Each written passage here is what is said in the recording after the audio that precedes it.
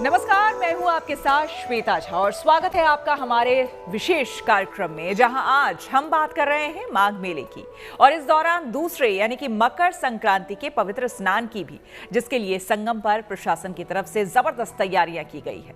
लेकिन आम लोगों में एक बड़ी उलझन मकर संक्रांति की तिथि को लेकर है। सवाल है कि पर्व 14 जनवरी को मनाया जाए या 15 को।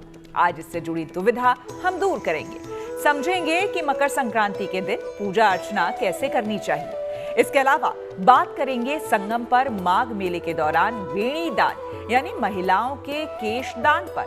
संगम पर वेणी दान क्यों किया जाता है और इसका क्या महत्व है, आज आपको विस्तार से बताएंगे। और साथ ही दिखाएंगे कि कड़ाके की ठंड में जब लोग सुबह घरों से बाहर नहीं निकल रहे, संगम पर लाखों लोग कैसे 3 बार स्नान करते हुए कल्पवास कर रहे हैं।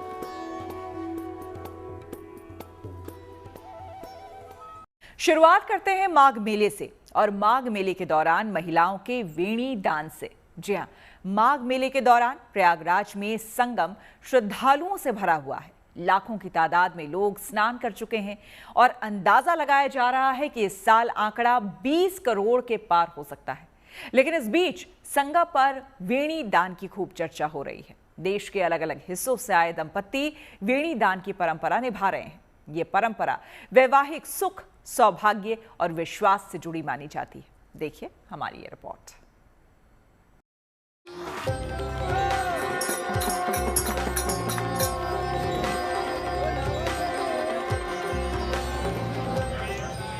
आस्था, प्रेम, समर्पण, बरोबर। 3 नदियां, एक आस्था और सौभाग्य की अटूट डोर, जिससे जुड़ी है वेणी दान की परंपरा। क्षम्यताम, वेणी दान, आज्ञा, पातु। प्रयागराज का त्रिवेणी संगम माघ मेले के दौरान ये पावन धरती केवल उत्तर भारत के श्रद्धालुओं तक सीमित नहीं रहती, बल्कि देश के कोने कोने से श्रद्धालुओं को अपनी ओर खींच लेती है। खासतौर पर दक्षिण भारत और महाराष्ट्र से आने वाली महिलाएं यहाँ एक ऐसी परंपरा निभाने पहुँचती हैं जो त्याग, प्रेम और समर्पण का अद्भुत उदाहरण मानी जाती है। इस खास परंपरा का नाम है वेणी दान।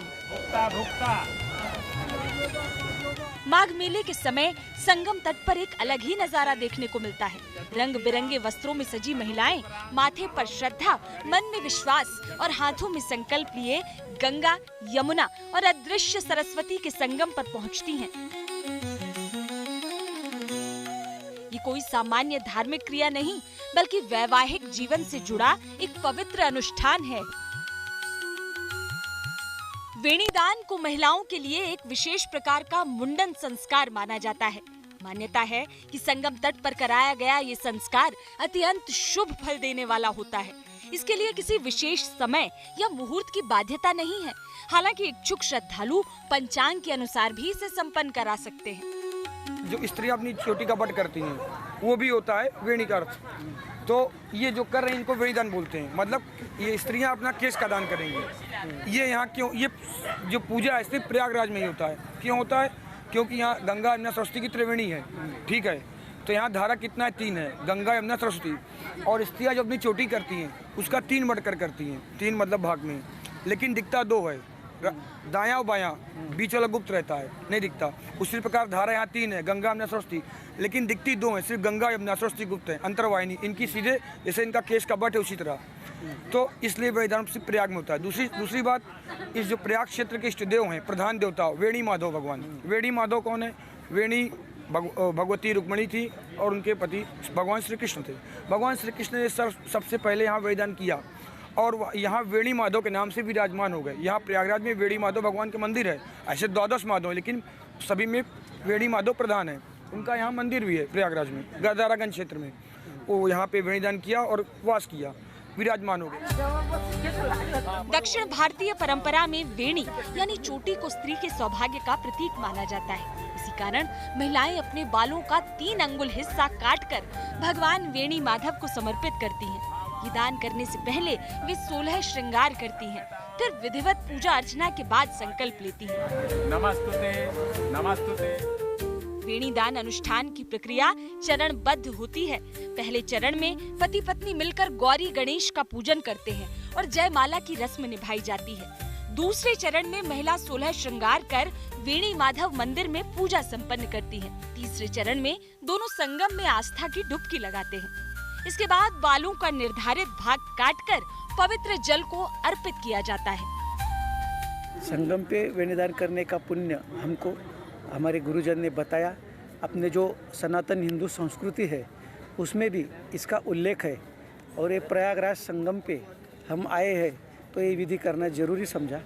हिंदू धर्म के अनुसार ये विधि जरूरी है और हर कोई जो इधर आता है वो ये विधि जरूर करे। नवरदेव मणा वेणीदान की आज्ञा। महाराष्ट्र और दक्षिण भारत से आए कई दंपति इस परंपरा को पूरी श्रद्धा के साथ निभाते हैं। उनके लिए ये केवल धार्मिक कर्म नहीं बल्कि पति की लंबी उम्र, वैवाहिक सुख और अखंड सौभाग्य की कामना का माध्यम है।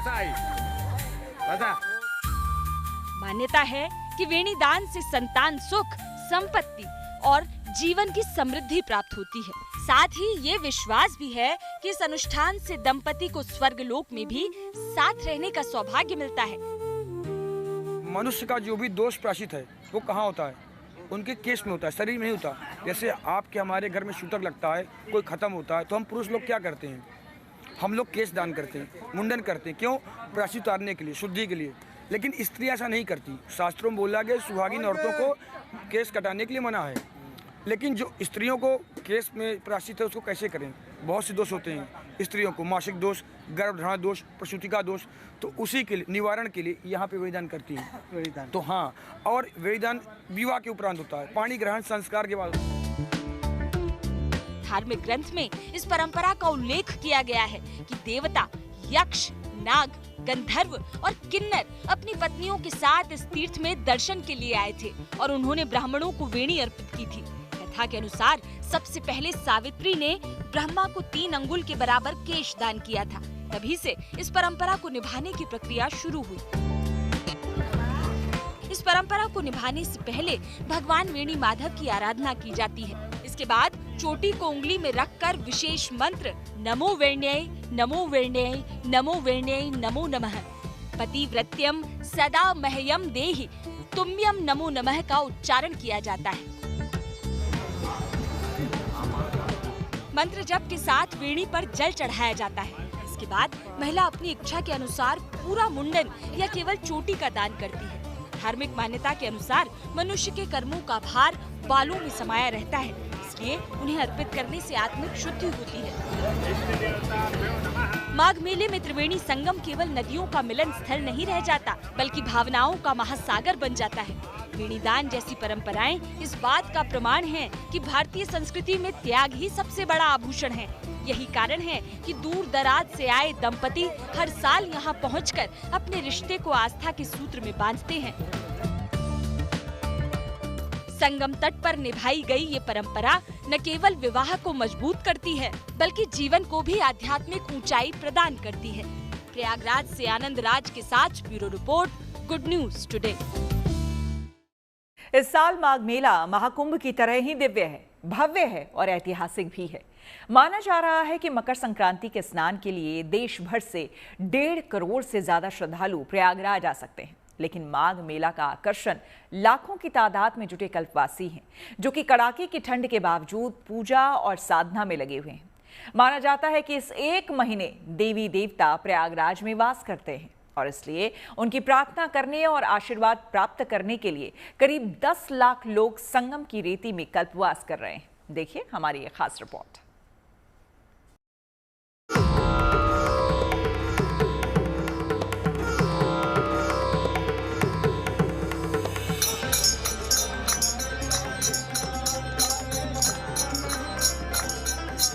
संगम की रेती पर माघ मेले की शुरुआत हो गई है और जनवरी का महीना है।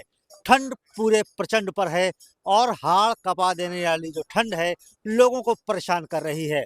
लेकिन हम इस वक्त इस कल्पवासी कैंप में हैं, जहां पर इस भीषण ठंड के बावजूद भी जो श्रद्धालु हैं कल्पवासी हैं पूजा में लगे रहते हैं और 3 वक्त स्नान करते हैं और 1 वक्त भोजन करते हैं और जमीन पर ही शयन करते हैं।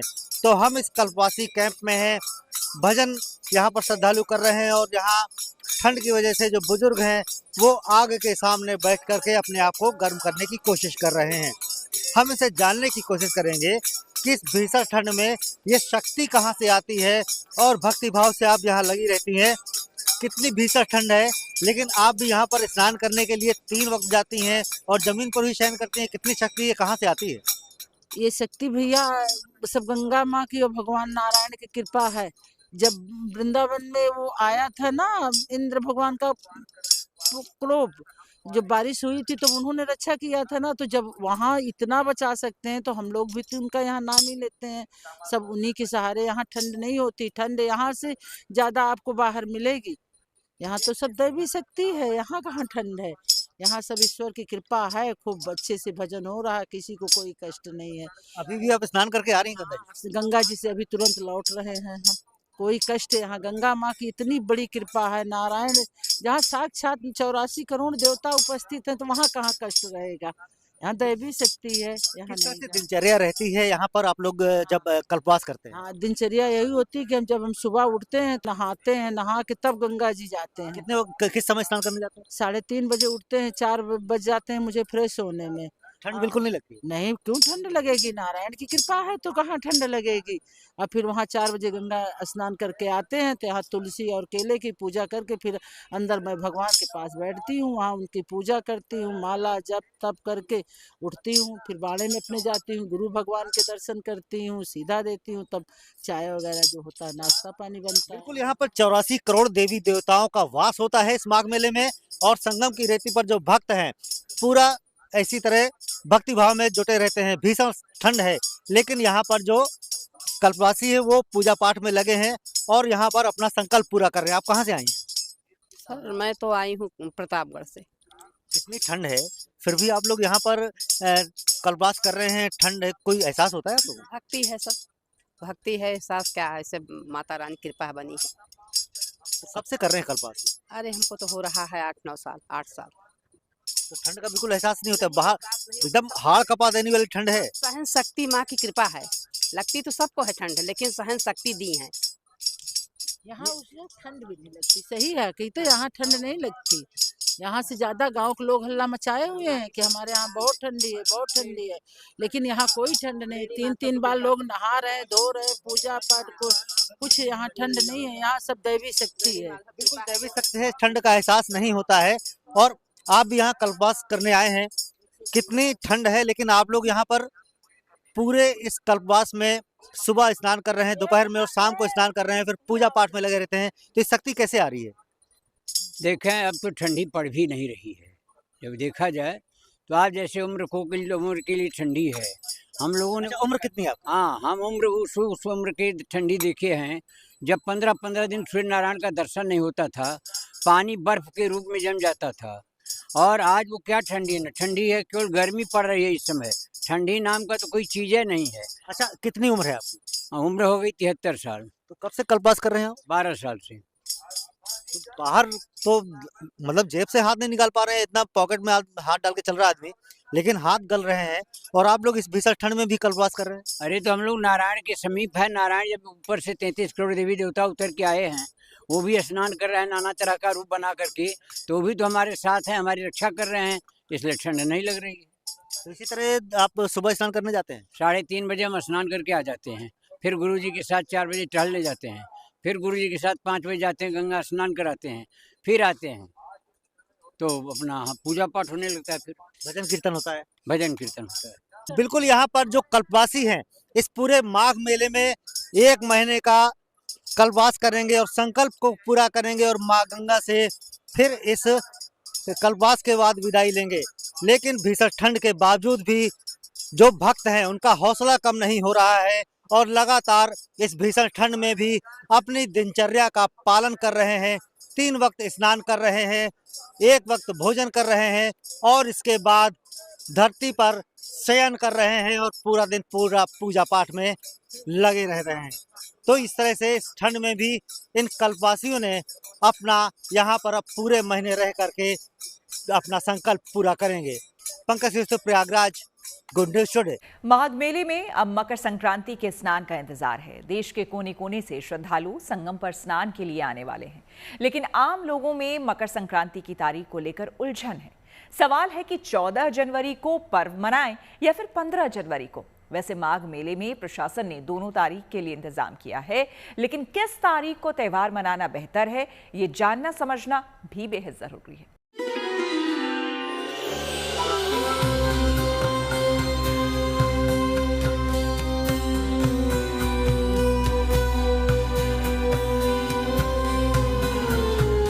आ रहा है नए मौसम, नई फसल और नई खुशियों का त्योहार।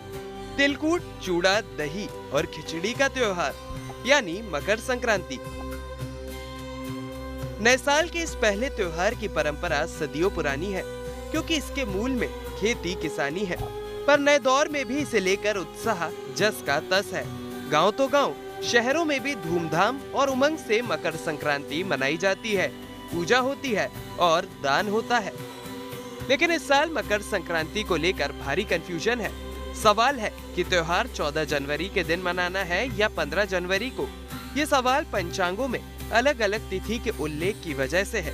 तो चलिए सबसे पहले तिथि को लेकर जो भ्रम है उसे दूर करते हैं।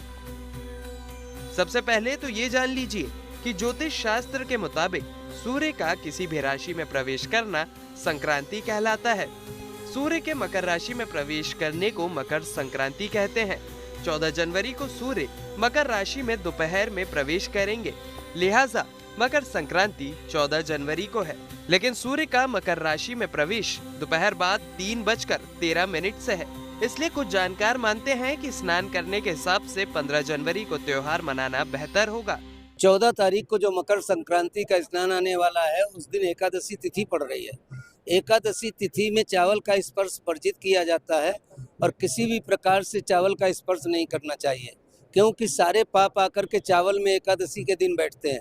इसको केवल जगन्नाथपुरी में मुक्त किया गया है। वहाँ पर महाप्रसाद जो भोग लगता है वो चावल का ही लगता है, इसलिए वहाँ तो इसका दोष नहीं लगता है। अन्यत्र जगह में इसका बहुत बड़ा दोष माना गया है। और 15 तारीख को द्वादशी तिथि है, सूर्य भी मकर राशि में प्रवेश कर रहा है। ऊपर से जो है द्वादशी के दिन जो है चावल का दान अत्यंत महत्वपूर्ण बताया गया, क्योंकि चावल से पारायण भी एकादशी का होता है। उस दिन तिथि में जो भी चावल, तिल, ऊनी वस्त्र, कंबल आदि द्रव्य आदि का जो दान करता है, उसको उत्तम फल की प्राप्ति होती है। मकर संक्रांति का पर्व ऋतु परिवर्तन का तो प्रतीक है ही, साथ ही इसे देवताओं के दिन की शुरुआत माना जाता है। इस दिन से सूर्य उत्तरायण हो जाते हैं, यानी दिशा उत्तर की ओर हो जाती है। इसलिए मकर संक्रांति पर पूजा पाठ और दान का विशेष महत्व है, जैसा कि शास्त्रों में विधान है और लोक परंपरा भी है।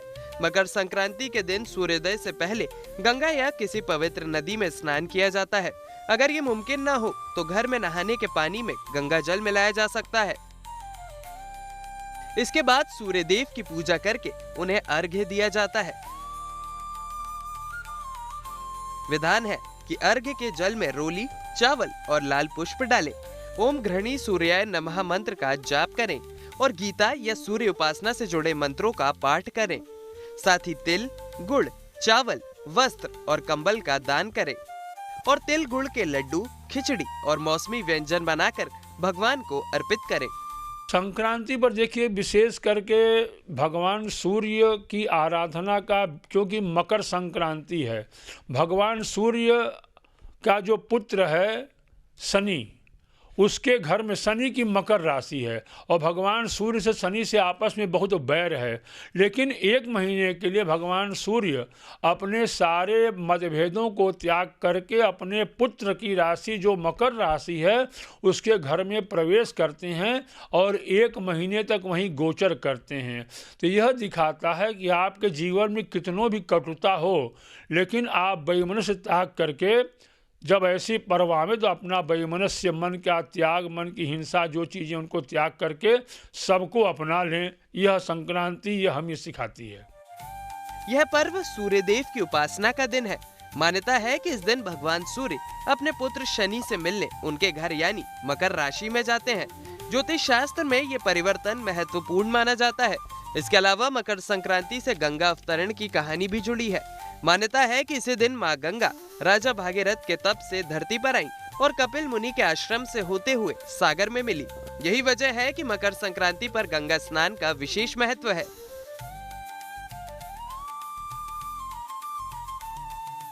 एक उलझन खिचड़ी खाने और भोग लगाने को लेकर भी है। 14 जनवरी को एकादशी है, इसलिए ना तो चावल खाया जाएगा और ना दान में दिया जाएगा। 15 जनवरी को गुरुवार होने की वजह से भी खिचड़ी नहीं बनाई जा सकती।